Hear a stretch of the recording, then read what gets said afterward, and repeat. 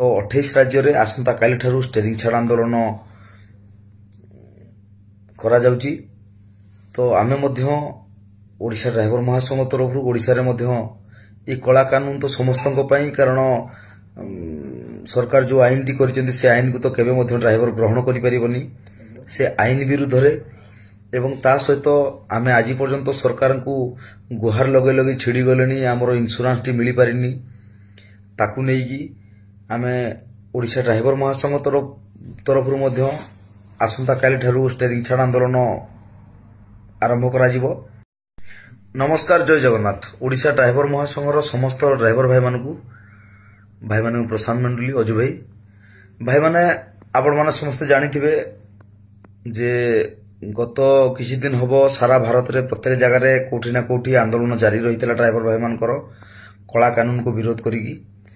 तो आज 3/1/2024 रे आमे गोटे मीटिंग थिला जोठी कि समस्त स्टेट रो पदाधिकारी भाई माने उपस्थित हिथिले। तो सेठी फाइनल हैला जे स्टेरिंग छाड़ आंदोलन आसंता काली ठारू जारी रहिबो बोलिकी। तेणुकरी ओडिशा ड्राइवर महासंघ रो समस्त भाई मानकु यह कहबी जे जेतेबेले सारा भारत रो 27 टी राज्य गोटे एकमत असंती ओडिशा ड्राइवर महासंघ निश्चित भाव में तांको साथ देइजी। तो 28 राज्य रे आसंता काली ठारू स्टेरिंग छाड़ आंदोलन करा जाउची। तो आमे मध्य ओडिशा ड्राइवर महासंघ तरफ ओडिशा रे मध्य ये कला कानून तो समस्तों पई, कारण सरकार जो आईन टी करिसेंती से आईन को तो केबे मध्य ड्राइवर ग्रहण करि परिबनी। से आईन विरुद्ध रे एवं ता सहित आमे आज पर्यंत सरकार को गुहार लगे लगे छिड़ी गलेनी, आमर इंश्योरेंस टी मिली पारिनी। ताकू नेकी आमे ओडिशा ड्राइवर महासंघ तरफ मध्य आसंता काली ठारू स्टेरिंग छाड़ आंदोलन आरंभ करा जिवो। तेणुकरी जेकोसी ड्राइवर भाई जदि बाहर राज्य जाइचंती बा बाहर, मु तो प्रथम रु मना करथिली जे वर्तमान कोनसी स्थिति ठीक नुह, बाहर राज्य को कहीं जानतु नहीं। जदि भी कोनसी भाई जाइचंती शीघ्र फेरिया पई चेष्टा करंतु, एवं जो भाई माने हमरो राज्य भितरे मध्य अन्य जिल्ला रे अछंती अति शीघ्र फेरिकी निज गाड़ी निज मालिक रो हैंड ओवर देकी निजे शांति रे घर को माने जीवा व्यवस्था करंतु। कारण स्टेरिंग छाड़ आंदोलन जे पर्यंत एपटे केंद्र सरकार को कला कानून एवं राज्य सरकार जो आमर इंश्योरेंस बाबद रे कथा रही ताकू पूरण न करुचंती, तो निश्चित भाव में यह अनिर्दिष्ट काल पई हेबार संभावना रहुछि। तेणुकरी समस्त ड्राइवर भाई माने निश्चित ए जो आंदोलन टी हबो आकू शांतिपूर्ण भाव में करबा पई सारा भारत रे निष्पत्ति हेजी। ओडिशा ड्राइवर महासंघ मध्य समस्त जणाउछि जे ए जो आंदोलन टी हबो पूरा शांतिपूर्ण भाव में हबो। कोनसी भाई कहीं क्या अटकेबेनी, कोनसी जगह रे कहीं निया जालिबेनी, झगड़ा करिबेनी, रास्ता रोक करिबेनी। एवं प्रथम 2 दिन निश्चित टिके कोहल रहबो, कारण आम भाई माने कुआडे जदि जाइथिबे फेरिबार निहाती आवश्यक। आम जनसाधारण जदि कुआडे जाइचंदी कि तांको घर को फेरिया पई तांको किछि समय देवा आवश्यक। तो निश्चित भाव में प्रथम 2 दिन आमे काहाकू अटकेबानी। प्रत्येक ड्राइवर भाई माने निजर गाड़ी मालिक रो जिम्मारे देकी आमे निज निज घर को चली जिबा। कारण हमको जो 10 वर्ष जेल आ 7 लाख टंका जरिमाना संभव नुह गोटे ड्राइवर देवाई। से कानून को निश्चय बदलाइबार अच्छी। सेटा गतकाली किसी न्यूज आइथिला जो थरे कि ताहा जो कानून को माने सब किछि काम हो जाइजी आ स्टेरिंग आउ स्ट्राइक उठीगला बोली कहउतले।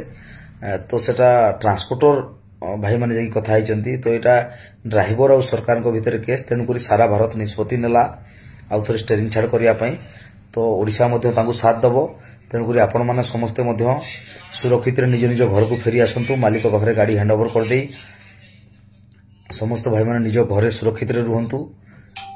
एवं निश्चित यह मध्य कहबी आगरू मध्य अवगत करा जायतला निज राशन सामान सब रखिथांतु बोली। कारण जेतु भारत लेवल रे गाड़ी मोटर बंद रहबो, निश्चित हमको सामान पत्र टिके अभाव हेई पारे।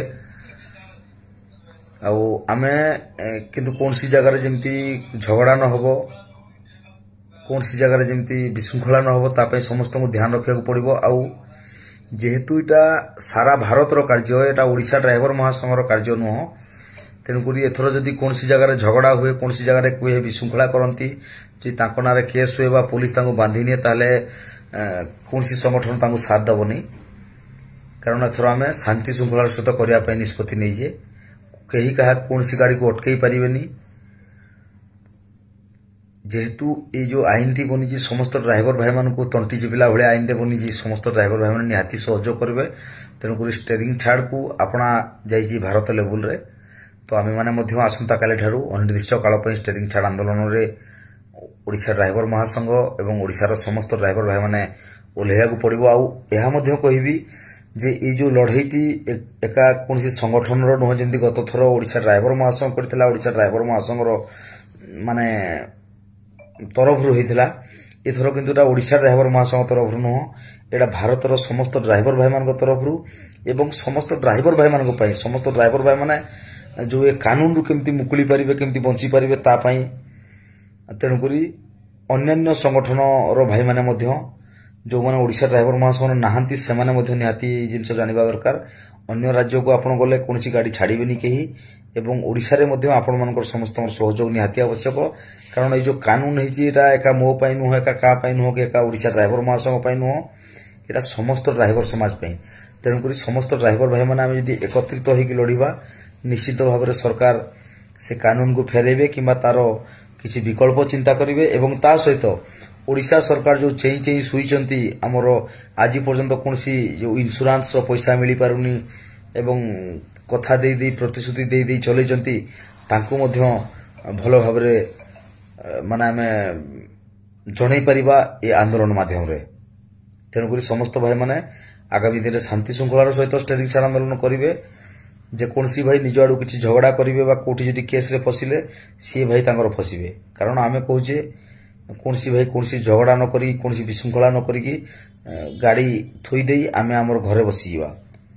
ପ୍ରଥମ 2 ଦିନ ପୁରା କୋହଳ, କାହାକୁ ଆମେ ଅଟକେଇ ପାରିବାନି, କୌଣସି ବସ୍ ଫସ୍ କାହାକୁ ମନା କରିପାରିବାନି।